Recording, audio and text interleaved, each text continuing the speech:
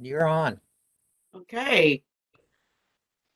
Good evening, everybody, and thank you for joining us for the public informational meeting for the Nolin Hills Wind Energy Facility.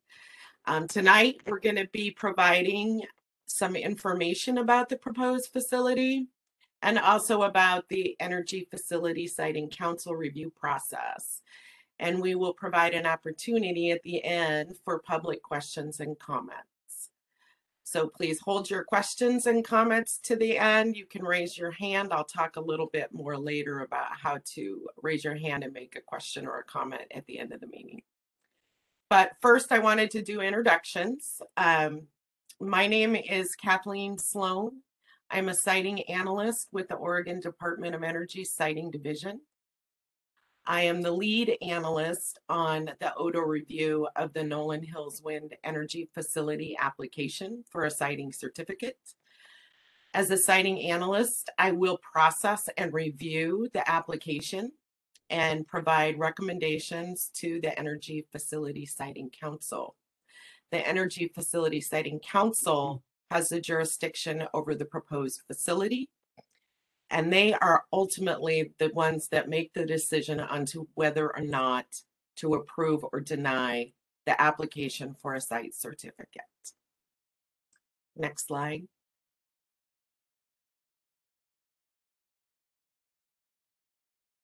So joining me here tonight are a couple of my colleagues. I have Todd Cornett and Sarah Esterson, and they will be here to assist with the Q&A portion.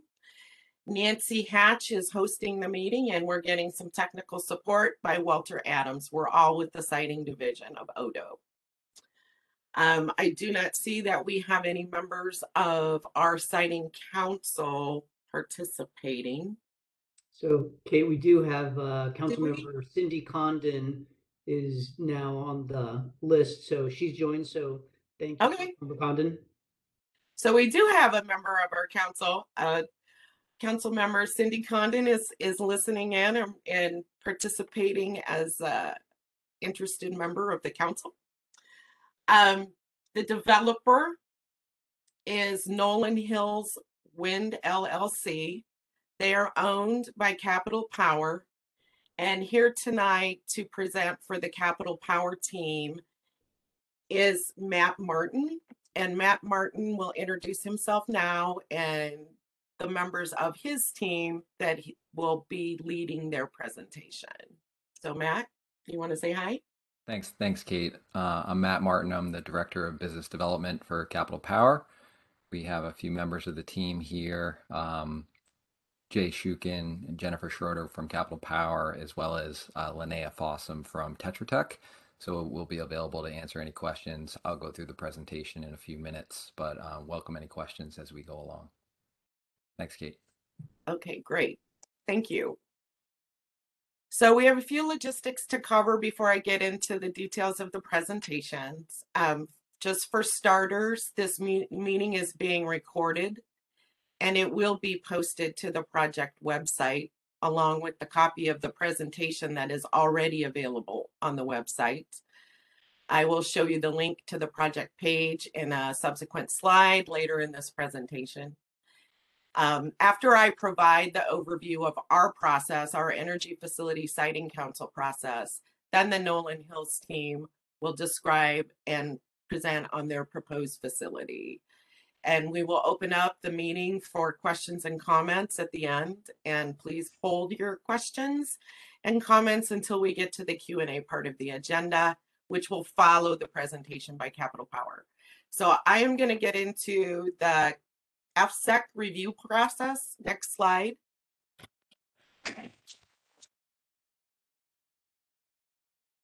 So I'm going to give you a brief overview of our process and where we are in our process for this facility. So just really quickly, our Department of Energy Siting Division has one primary objective, and that's to follow its mandate.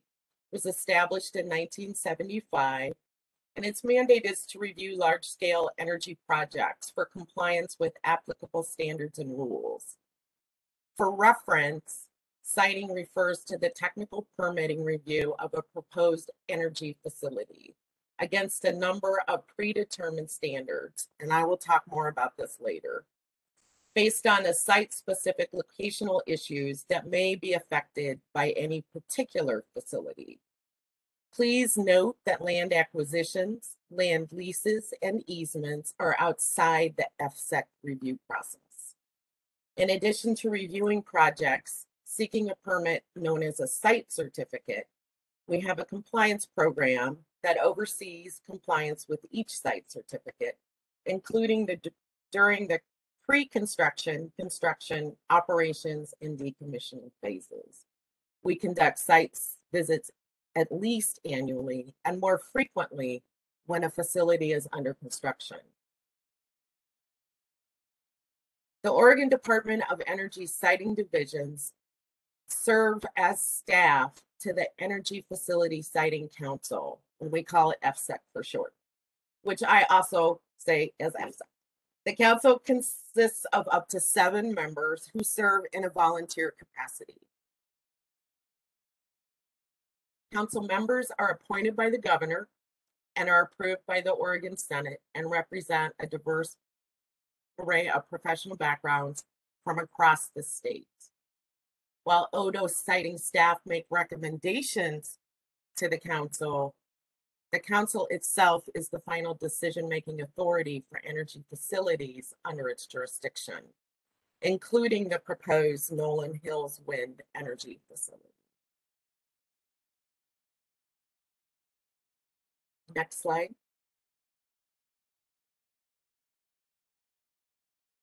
So I'm going to briefly go over the 7 major steps in our siting process and let you know where we're at in this process and give you a sense of what to expect. So our process starts with the notice of intent. The notice of intent is the applicant's intent to submit an application for a site certificate. And it includes general information from the project, and this functionally is the conceptual plan from the applicant. The information in the notice of intent allows the reviewing agencies, local governments, and the public to identify applicable requirements and special issues of concern that the applicant needs to address in the application. So this is the pre-application phase. And the next step is the project order. And the project order is issued by the department. And it defines the analysis area for various types of impacts and identifies the applicable statutes, rules, and ordinances that the applicant must address in the application. And this establishes the applicable requirements for the application. At the application step, the applicant describes the facility, its anticipated impacts, and provides information to prove that they meet the standards. And as you can see in our flow chart, the red arrow, the 3rd step, is where we are at. So the application has been submitted and it is going out for agency review. And we will be moving into the draft proposed order phase next. I'll get into a little more detail about the draft proposed order step in a subsequent slide.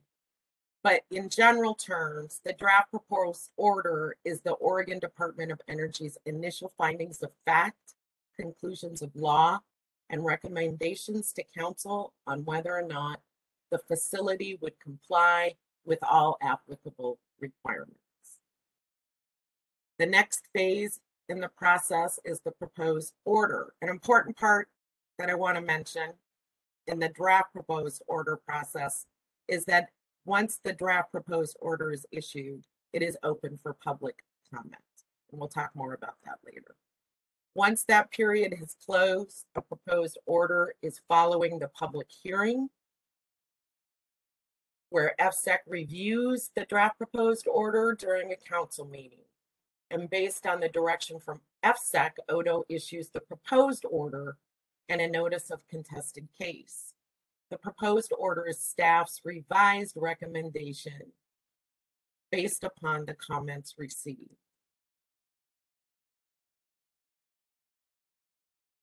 Just a note about the contested case process. It's important to note that only persons who raise a relevant issue in person at a public hearing or in writing by comment deadline on the draft proposed order may participate in the contested case. The contested case process step is run by an independent hearing officer. The last step in the process is the final order and the issuance of the site certificate. FSEC reviews the hearing officer's recommended contested case order and issues a final order approving or denying the application for a site certificate. The final order's findings of facts and conclusions of law are based on the proposed order and the outcome of the contested case.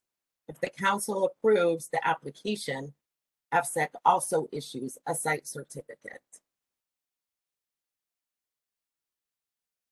Next slide.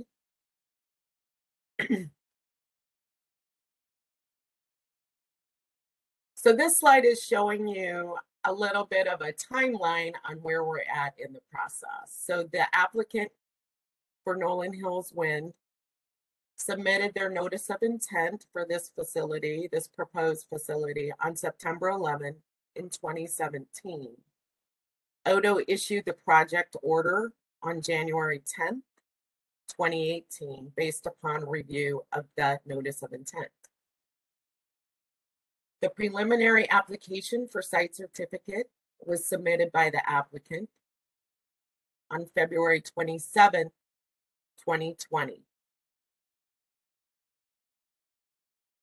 A review of that preliminary application resulted in an amended project order issued by Odo in August of 2021.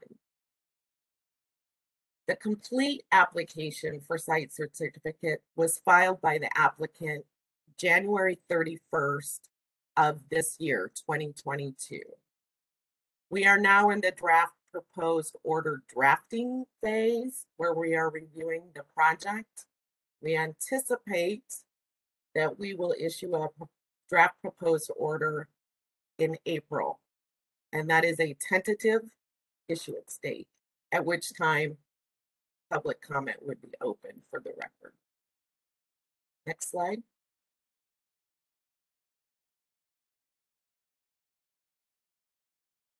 So, what is a complete application? An application is complete when the applicant has submitted information adequate for council to make the findings or impose conditions on all applicable council standards. And the application is used to draft the findings and recommendations for FSEC review in the draft proposed order.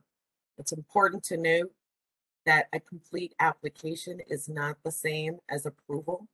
A complete application basically is the trigger for the review process to begin for the DPO. And part of that process, we notice reviewing agencies. We give them an opportunity to comment on the compliance with agency regulations.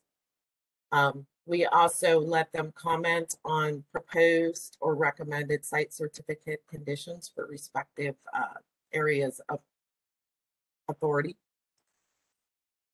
And we hold a public information meeting, which is what we're doing this evening. This is not a hearing. This is a public informational meeting, and the purpose of the public informational meeting is to get the word out to the public about this project and to give them an opportunity to participate in the process. And also for the applicant to explain their project to the public. Next slide.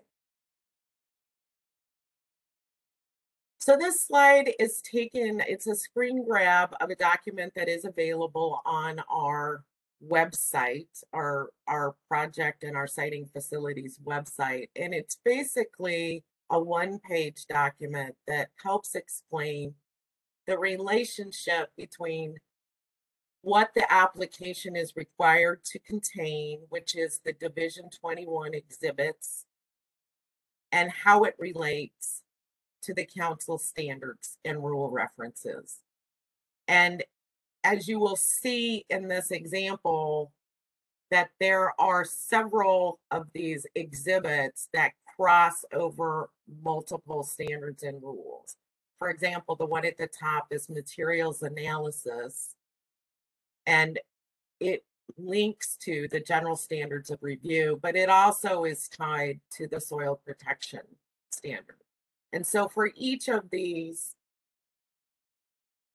application requirements, these exhibits are intended and required to demonstrate how the project and how the applicant will meet the requirements of the standard or the rule.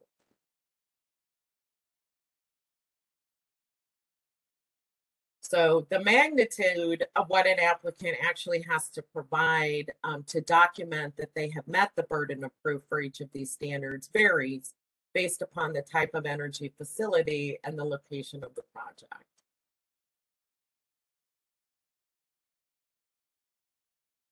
Next slide.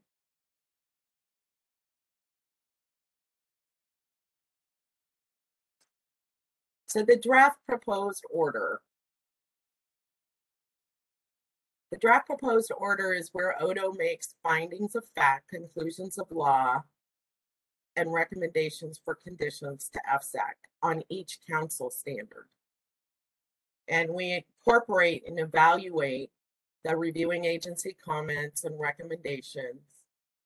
And then we notice, another public notice will go out, and we will issue the draft proposed order, and we call it the DPO for short. And based upon that process, once it is issued, another round of public participation is initiated. And this is when formal public comment is open. There's a hearing associated with this phase, and that will allow you to comment on whether or not you think staff's initial recommendations are adequate or correct. And the hearing officer conducts a public hearing on the draft proposed order, where members of the public and reviewing agencies have the opportunity to testify at the hearing. You can also submit comments in writing by a comment deadline that's established at the hearing. Next slide. I wanted to emphasize in this slide the public participation at the DPO phase. The DPO notice will initiate the opportunity for public comment on the proposed facility. And notice opens the comment period and provides the details on the public hearing. And the public may submit comments by our new online portal, which I'll talk about in a minute, by mail. You can email, you can hand deliver, you can fax, you can put them in the post office and put a stamp on it. And you can also participate in written or oral comments at the actual DPO public hearing. It's important to emphasize that anyone who wants to participate beyond this point in the process must raise an issue either in person or in the public hearing, or by submitting a written comment to ODO before the deadline given in the notice. Failure to raise a relevant issue either orally at the hearing or in a timely submitted written comment precludes further participation in the FSAC process. Next slide.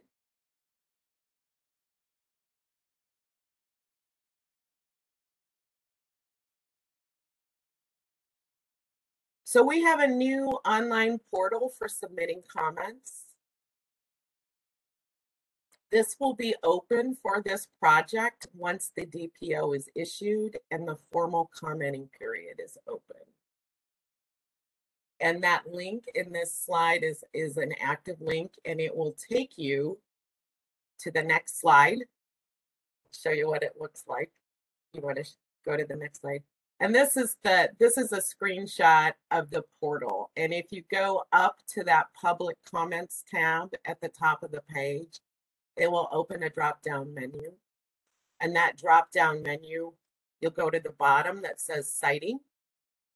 And when you click on that, it'll take you to a very user-friendly website where you can pick your project and make your comment and submit it through the online portal.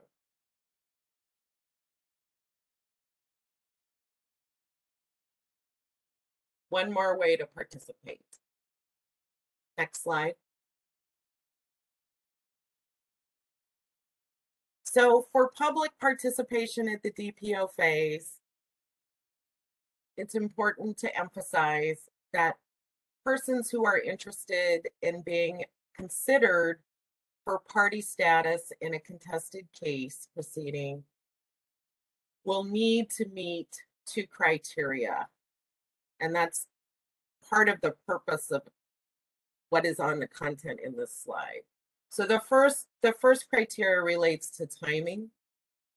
To be eligible to participate in a contested case on this application, a person must raise an issue either in person or at the DPO public hearing, or in a written comment submitted between the start of the DPO comment period and before the record closes at the conclusion of the hearing. Council will not accept comments after it closes the record. The second criteria relates to the contents of your comments. For consideration in a contested case, issues raised must be within the council's jurisdiction, and it must be raised with sufficient specificity so that the council, the department, and the applicant understand the issue raised and are afforded an opportunity to respond to the issue. To raise an issue with sufficient specificity, a person must present facts that support the person's position on the issue. I'll get into this a little bit more in the next slide. Next slide.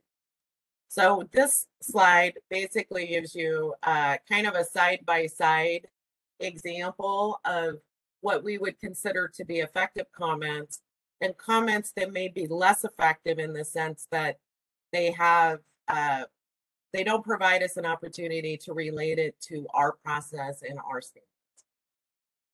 So all comments need to be submitted in a timely fashion, and they will be reviewed by Odo and the council. Besides providing commenters with the opportunity to be eligible to be considered for party status in the contested case proceeding, timely and specific comments that point out issues with the application or the draft proposed order provide Odo the opportunity to address these issues when we develop the next document in the process, the proposed order. The left-hand column of this slide provides examples of the types of comments that help us improve our analysis. The right-hand column shows the types of comments we will read, but that are less likely to help us improve our analysis of whether or not the facility complies with council standards. Because this is a standards-based process, comments that reference specific council standards and provide specific information supporting whether or not a standard has been met are more likely to improve our analysis than statements of support or opposition to the facility. So effective comments, we're saying reference specific citing standards, provide specific information supporting whether or not you believe a standard has been met, state supporting facts in comments and attaching reference materials, and referencing specific pages or sections of the application or the DPO in your comments. So those are what we would call effective. And you can read the other ones for less effective, but it's basically stating that, you support or oppose the facility, provide a copy of a report without really indicating that any analysis or facts related to a specific standard or compliance with that standard, raising issues that are outside our council's jurisdictions, or making statements that are just simply unsubstantiated by any evidence.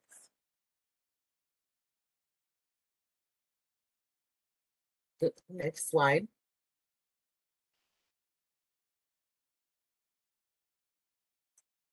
As I had noted before, this is kind of an overview of our process. And we are at this phase right here. We're doing the public outreach, public meeting on the complete application. We are embarking on the draft proposed order where it's under review. We're writing it now. When it's issued, it will go out for public comment and additional agency coordination. There will be another public noticing at that. So we're at a public meeting, and while we're doing a Q&A, there is no public comment period associated with this informational meeting step. If you're someone who is interested in submitting formal comment and public comment on this proposed facility, I want to emphasize that that happens at the draft proposed order phase. When the draft proposed order is issued, goes out in public notice again, and you will have an opportunity to submit those comments. I'm going to go over a couple more slides that just have some screenshots and some useful links that are embedded in these slides. So if you go and pull this presentation off our website, these links are active and they will work.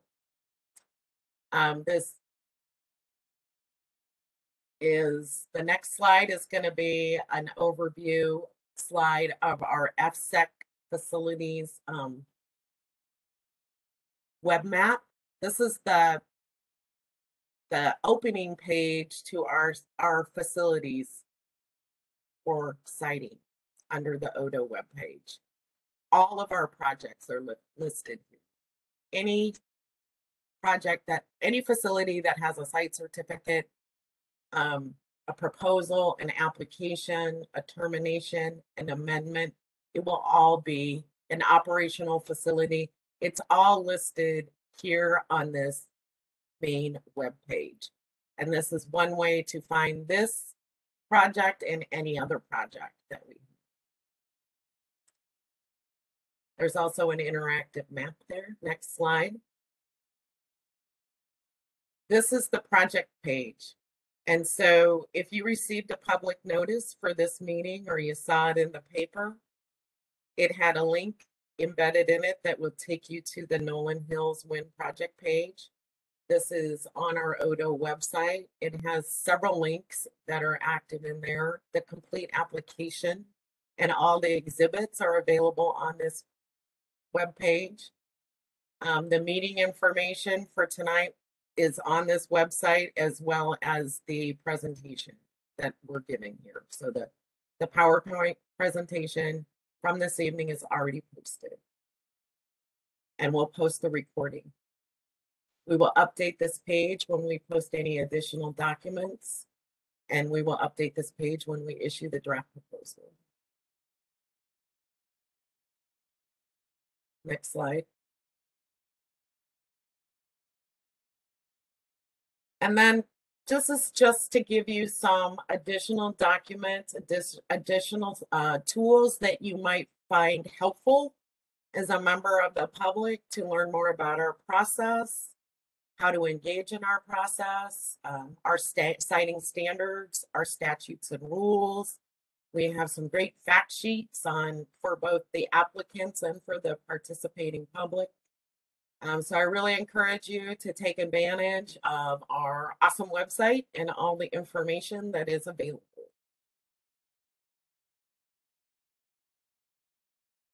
Next slide. So, can I get the next slide? All right. So, if you would like to be on a contact list to get email notices on any of our ODO projects, this project or any other project, council meetings, our rulemaking process, You can subscribe through our Odo webpage. There's a link there. It gives you a menu, and then you can check the box for any of the notifications that you want to receive. It can be specific to this facility, specific to any other project, or more of the work that Odo does in general and the council activities. So at this point, I am going to stop talking, and I'm going to turn it over to Matt, who is going to do his project overview for Capital Power and the facility. So thank you for your time and attention, and here you go, Matt.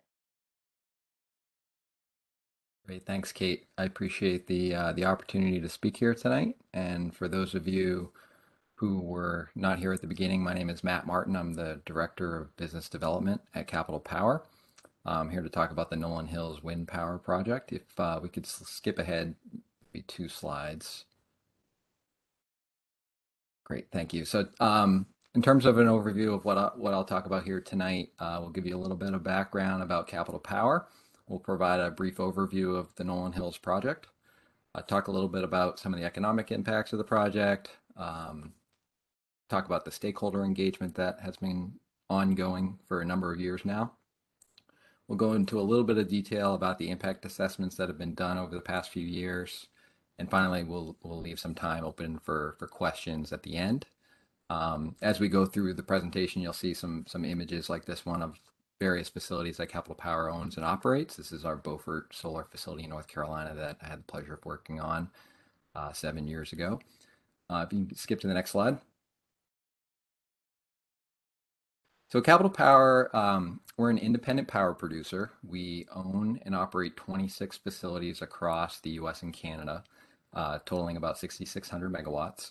We invest in renewables. You'll see a number of pictures of our wind fleet here. We also have natural gas power plants, as well as a number of pretty exciting projects going on up in the province of Alberta, where we're headquartered, in terms of carbon offset projects that we can consider ourselves kind of very proactive in moving towards a low carbon footprint future. So we have 870 employees across Canada and the US. And I think one thing that we're very proud of is for 3 straight years, we've been named one of the world's most ethical companies by the Ethisphere Institute. I think what you see is what you get with us. We are, open and honest. I think if you were to ask folks where we operate our projects, they would agree with you, which is how we get those sorts of recognition. So if you could skip to the next slide, there'll be a map of our facilities. So there's a lot of dots on here. I think you'll see that the blue dots are our natural gas facilities. We have a pretty large presence in Western Canada, where we're headquartered, up in Edmonton. You'll see a growing presence of green dots in the US, which is all of our operating wind farms. And then kind of throughout the US, we have a number of solar facilities that we are moving towards. The smaller dots are our development projects. So you'll notice the Nolin Hills project in Oregon is one of the smaller dots. But we do have some projects in North Carolina, as I showed you earlier, 1 in operation and 3 in construction as we move ahead. So I think the key item from this slide is just to, we are a very diverse power producer. We have thermal facilities in natural gas and coal, as well as landfill gas, but we are moving towards a growing renewable fleet in terms of the wind and solar facilities that you see throughout the US. Next slide, please. So we're here to talk about the Nolin Hills facility, which we have a nice picture of here on the slide. So this facility has been a long time in development. So the first lease on this project was signed in 2010, so almost 12 years ago. The developer put together about 48,000 acres of land, primarily on the Cunningham Sheep Ranch, as well as some associated neighboring parcels. And the first thing they do is put up a meteorological tower to measure the wind. For those of you in the area, there's a lot of wind facilities to the west of the project. We've been measuring the wind on this site for over a decade now, so we have a good idea of how windy it is. And this facility, when it was first proposed back in 2017, with that notice of intent that Kate talked about earlier, was just a wind farm. So since that time, we've seen the evolving Oregon has evolved a little bit. You're seeing more and more solar facilities popping up, as well as battery storage facilities. So since the NOI was issued, we actually um, expanded the project to be a little bit bigger to include a solar facility, which I'll talk about later. But the project's up to 600 megawatts. So it's that original, that wind energy project at 340 megawatts. That's 260 megawatt solar facility across about 1,900 acres, and then a battery storage project, which we'll give you a little bit more information on. The project's about 4 miles south of Echo. It's entirely within Umatilla County. It's about 10 miles southwest of Pendleton. And on the next slide, you'll see a map of the area.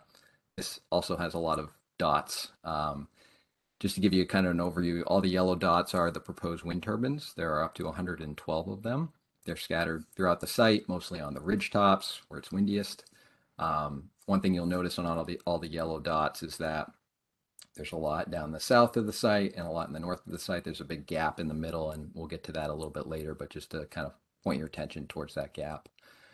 The shaded yellow area is the 1,900 acre solar area that we mentioned earlier. That's primarily in the northern part of the facility.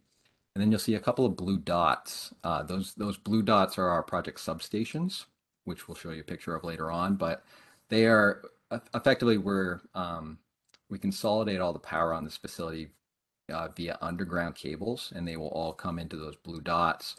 But then the substations are connected via an overhead line, which is the purple line here. It's about a 7 mile line that connects our southern parcel to the northern parcel.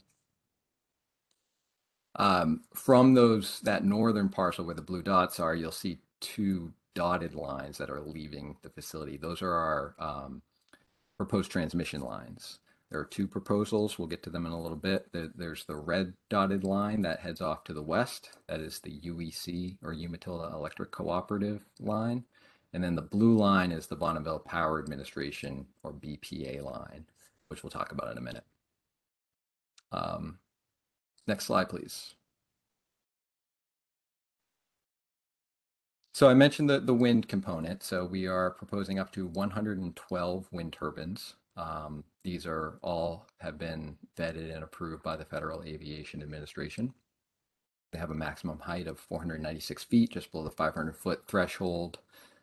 We're currently proposing 3 megawatt turbines, and the actual turbine will be chosen at a later date. But I think what's in the proposal and in the application that you'll see is the worst case scenario. The most turbines that you would have is that 112. I like to show the pictures here because it shows a wind project that's at the end of construction, and you'll see on the right-hand side picture, you'll see the gravel roads that lead to each of our turbines. Those are about 16 to 20 feet wide. That's our permanent impact, and then you'll see the temporary impact, which is the kind of the brown soil on either side of that road. That can be upwards of 100 feet wide. That's where our equipment tracks. It's where our cranes may crawl from turbine to turbine. And it's also typically where we bury the cable. But this is a good picture of kind of the temporary impacts that we have to study versus the permanent impacts that we ultimately see. And the picture in the lower left-hand corner of the slide shows kind of what a site may look like when it's been restored. And you'll see, crops are able to be grown right up against the side of those roads. Next slide, please. So on the solar component, we decided to add a fairly large solar facility to the project a couple of years back. It covers up to 1,900 acres. The number here, the 816,000 solar modules. Each one of those rectangles that you see in the picture is a module. And so that's the highest that we expect to install. That's based upon kind of older technology. Modules have gotten higher wattage over the years, so we do expect to install fewer of them, but they will be installed within that 1,900 acre footprint.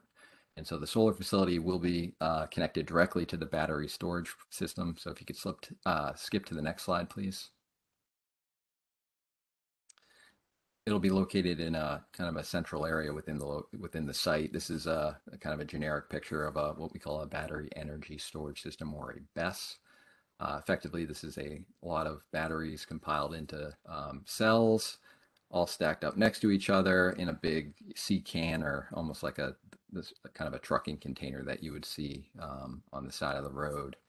There will be many of these kind of stacked up next to each other, and the reason we have elected to pursue the battery proposal is many folks have no renewable energy. The wind doesn't always blow. The solar's not always shining. Sun's not always shining. This will allow us to deploy energy, in the evenings or in the nighttime when it may be. Next slide, please. So, just a quick overview of some of the other components of a facility. I like this picture. It's a wind farm in Illinois that we recently completed. I mentioned the two blue dots earlier, the project substations. On the bottom portion of this slide of the picture, you'll see that's a single substation. All of our electricity is consolidated via underground wires, which will all go into a big substation that looks like what you see here. And then the voltage of our electricity is stepped up to a higher voltage and will leave the site on an overhead power line. And you can kind of see that overhead power line leaving that substation on the right-hand side of the picture. It'll be a similar concept on this site. In the background is our operations and maintenance building, which is where we'll have offices, we'll have a maintenance shed, and that's where all of our technicians will be based. I think we've got a number of acreages listed on this slide. That's kind of our expected worst case impact. I think it's important to note that if you look at the disturbed area within this square around our O&M building and our substation, that's actually a 10-acre parcel for all of those components. We will undoubtedly take up more room for this project. It's a bigger project, but it is a fairly compact footprint in terms of where our local headquarters will be. You can see some of the turbines in the background with the permanent roads in white, as well as the temporary impacts around each turbine. But this just lists a number of stats that will be associated in terms of access roads, and we'll also have some new meteorological towers on site. Right now, we actually have 5 temporary towers that you'll be able to see if you were to drive around the area. Those will come down after construction, and we will put up 3 permanent towers to measure the wind if the project is built. We'll also have a temporary construction yard that will be upwards of 27 acres. That's where, when our components are brought to site, they will be staged there and then be delivered to the pads where they're installed. Next slide, please. On the transmission line, I mentioned earlier, there's the UEC option, which was the red line heading west, the BPA option, which was the blue line heading north. This gives a little bit of detail around it. We have not finalized design on what it will look like. The project is currently being studied by Bonneville Power Administration to connect to the Stanfield substation. We expect to have results back from them in July of this year. That connection will require a 5-mile overhead line. It will follow the existing BPA line. There's actually a BPA line that goes through this site right now. That was one of the reasons why this site was chosen. And so we will need to build a new line next to that BPA line to get to a newly constructed Stanfield substation. So that is the lower impact option, the 5-mile option, BPA transmission line. The UEC, or Umatilla Electric Co-op line, is a much larger line. It's a 25-mile line. If you could skip to the next slide. This provides a good. This is a very busy slide, so apologies for all of the colors. But the UEC line is the line that you see. It's a bit of a squiggly line headed north and west. We did not choose that squiggly line. It's obviously not the straightest line, but I think that the key item to flag on this is that we will be following the existing UEC lines that are already there. And so in discussions with UEC, we would take their existing lines and put new power poles on that same side of the street that they're already on. They'll be taller poles. Our lines will go on top of the poles. The existing UEC lines will go, we call it underbuilt on those lines. We've done this on projects in Illinois, and while design is not finalized, because of that, the wires have to be taller. Sorry, the poles have to be taller. When we study this corridor, you'll notice it's a pretty wide corridor. UEC's right away is typically about 100 feet, we've studied about 300 feet. So if you go through the maps on the project, you'll see that we've looked at both sides of the road, and the reason for that is when these taller poles get built, they're laid down on their side. We actually have to study the temporary impacts of working on both sides of the corridor. But the intent for UEC is to construct the line within their existing right of way where the poles already are. Next slide, please. In terms of the local economic impact, so this is all assuming that the entire project gets built. So if a smaller project ultimately gets built, these dollar values would come down. But we do expect to pay upwards of $100 million to Umatilla County. That would be done through the Strategic Investment Program agreement, which the county already has a number of agreements with existing wind farms. It would be a similar structure to that we will be working with the county on. So it's a pretty large taxpayer within the region. I think that the biggest economic stimulus you'll see down the fifth bullet, it's, we are estimating this will be about an $800 million project. If inflation continues the way that it has, it will likely be higher than that, but it's a pretty sizable investment. It also has a pretty large construction workforce. You'll note here, 400 workers on site at its peak, with 450,000 person hours for construction. Once the project's up and running, it's less of an economic impact in terms of permanent employment. It has anywhere from 8 to 12 employees. Typically, we have one wind technician for every 10 turbines. So if all 112 turbines get built, we would have 11 technicians plus some oversight staff. So, but it's in 8 to 12 in terms of the permanent employees. I think the last bullet on here is part of that. Capital Power, I should have mentioned this earlier, like we do own and operate our projects. We're a publicly traded company. When we build a project, our full intent is to own and operate it. We invest in our communities, and last year alone, we invested almost $1.9 million. A picture here of a local fire department in Texas, where donations like that are very important to us, and the folks that are directly impacted by a project in their community, we like to give back where we can. Next slide, please.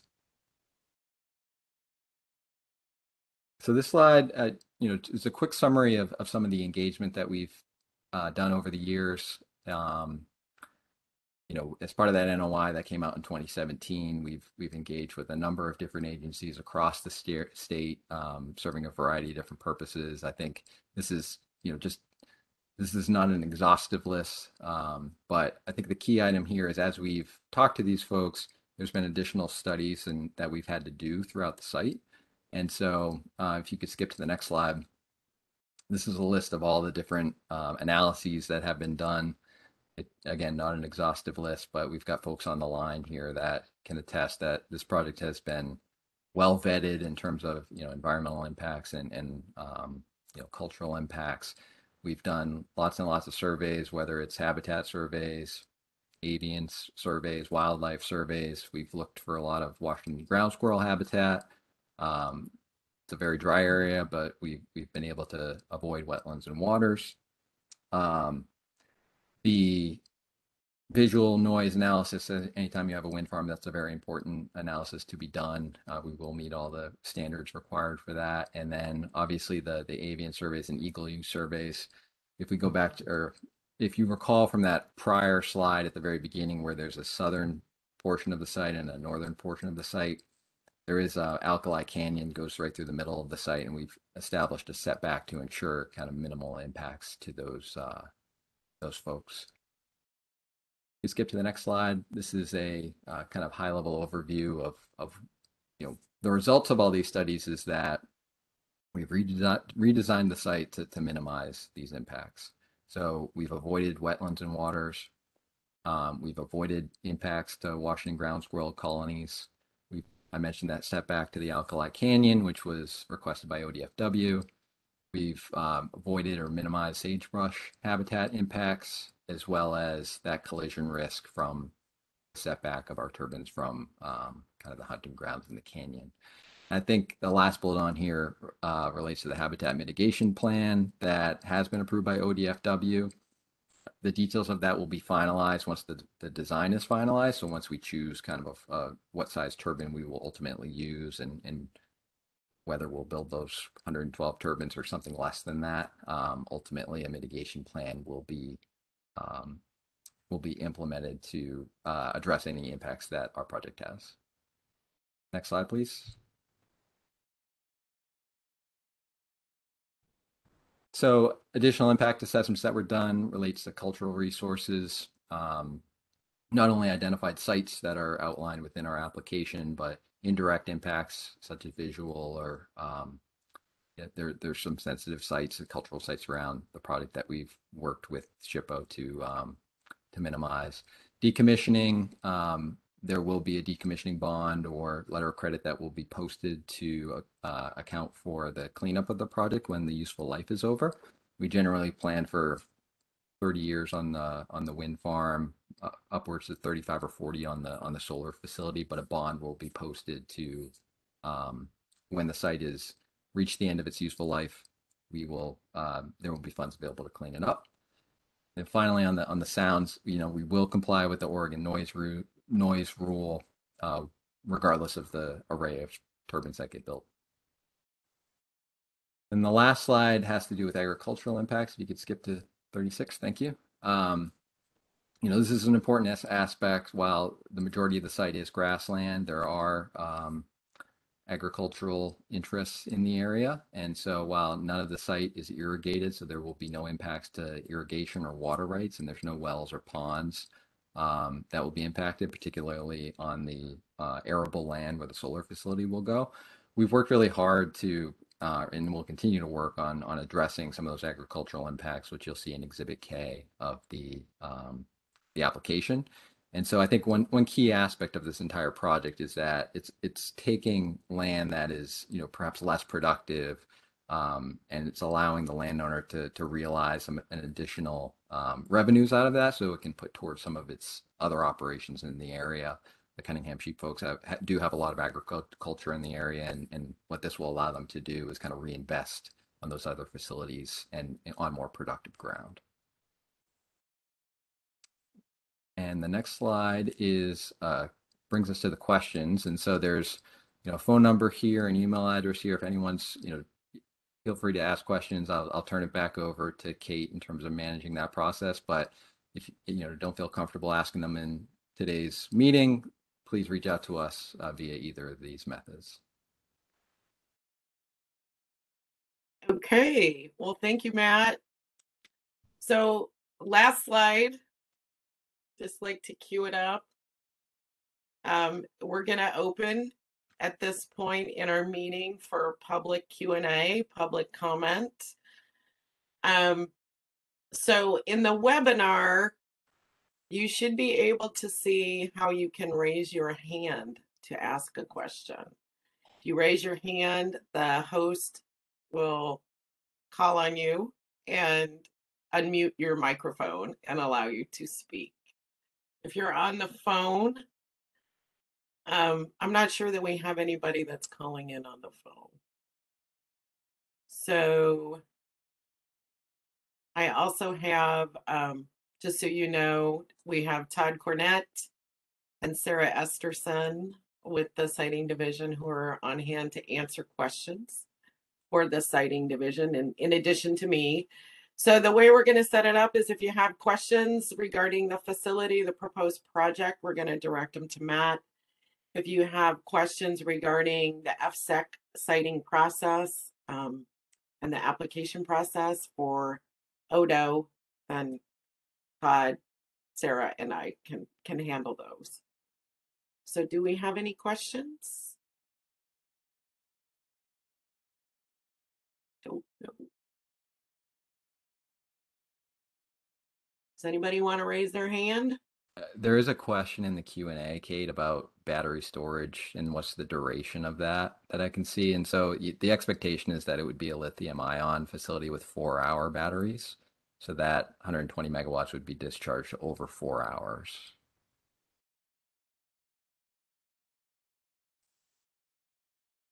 Thank you.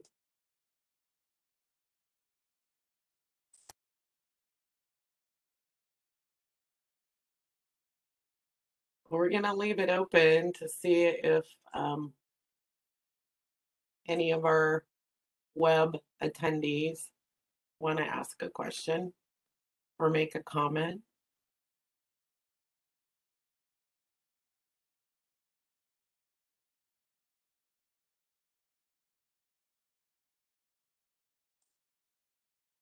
I am not seeing any hands at this moment.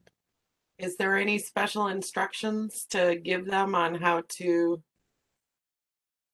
raise their hand?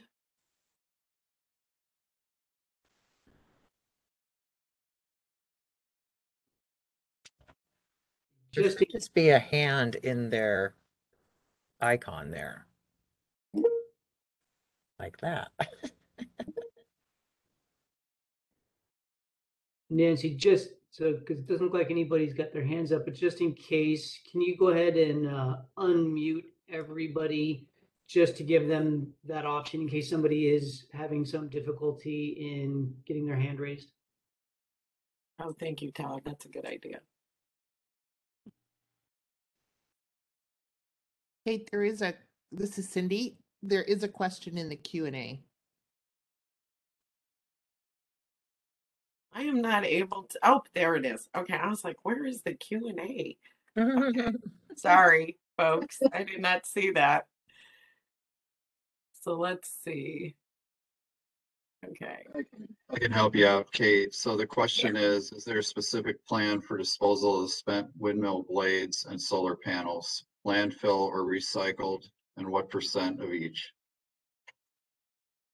Yeah, that's a great question. I can take that one. So there is a decommissioning plan, and I would ask Linnea if she knows what the exact exhibit is for that. But there's a decommissioning plan that kind of estimates what the cost would be, and part of that is salvage value of most of the salvage value on these things is within the metal themselves. So it's a great question in terms of what happens to the blades and the solar panels, because that's a hot topic these days. Like, where does fiberglass get recycled? I know they're coming up with new uses for it every day, but that's not specifically outlined in that decommissioning plan. Decommissioning information is in Exhibit W. Thank you, Linnea. And if anybody is wondering, down in your right hand lower corner, it says Q&A. If you click on that box and you want to type in a question, if you can't raise your hand, you can use that feature. They can already mute themselves. What Over you want to here. do is unmute all of the attendees and We're gonna try to unmute you all so Here. that if someone's trying to speak, go to they more. can. Yeah, and while he's doing that, I just want to reiterate, Linnea had talked about Exhibit W. Just as a reminder, if you go on the project website, the entire application, including all of the exhibits, are already there, and so they're available for your review. And then there's a description of what those exhibits are, kind of on the right-hand side of each page to help kind of guide you Let me. if you have a particular interest or not. So. Okay. Again, encourage people to go look at the application that's already out there.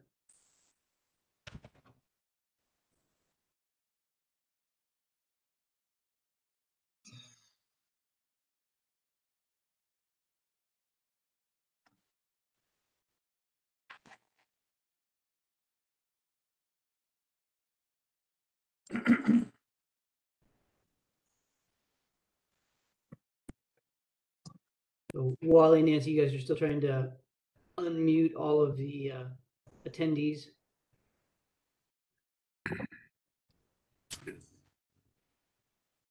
So I'm unmuting the attendees now. Fortunately, I have to do it one by one. So just bear with me a moment.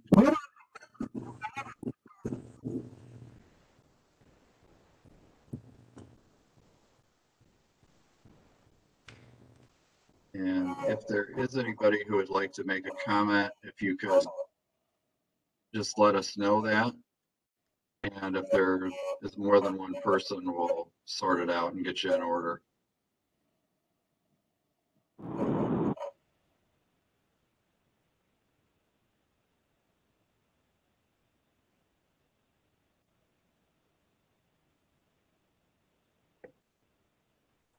We have a few more on that list that are still muted. Yeah, well, some, after I unmuted them, they're muting themselves too, again, Okay, so. okay. All right. So is there anybody on the line that wants to make a comment or ask a question?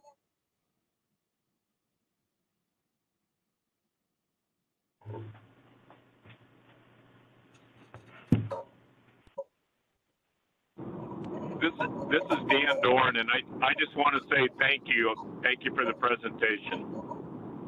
Oh, well, thank you. Thank you for tuning in. We appreciate it.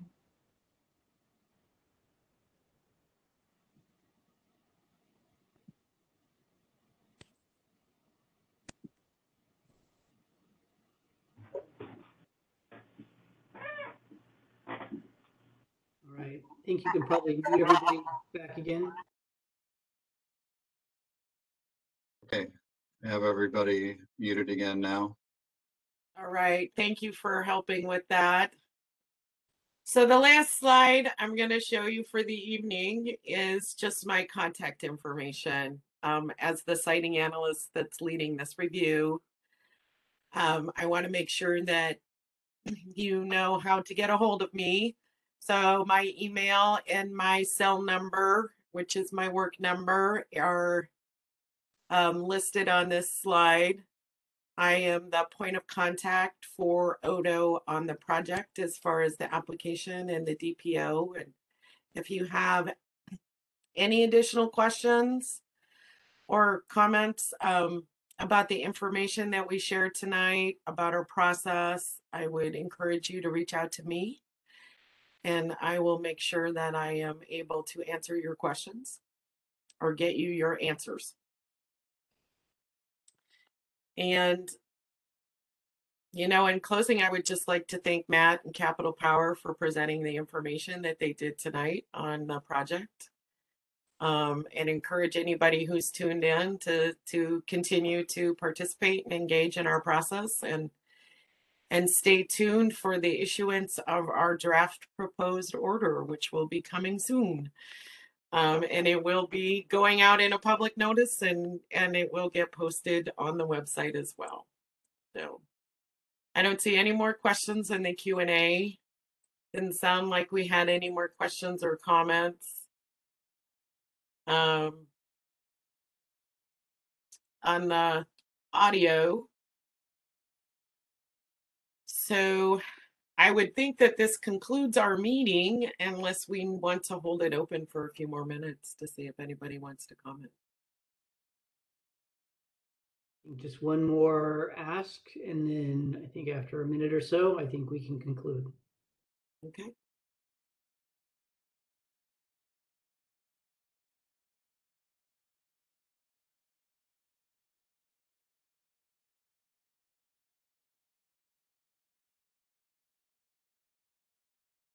Okay, I think we're good.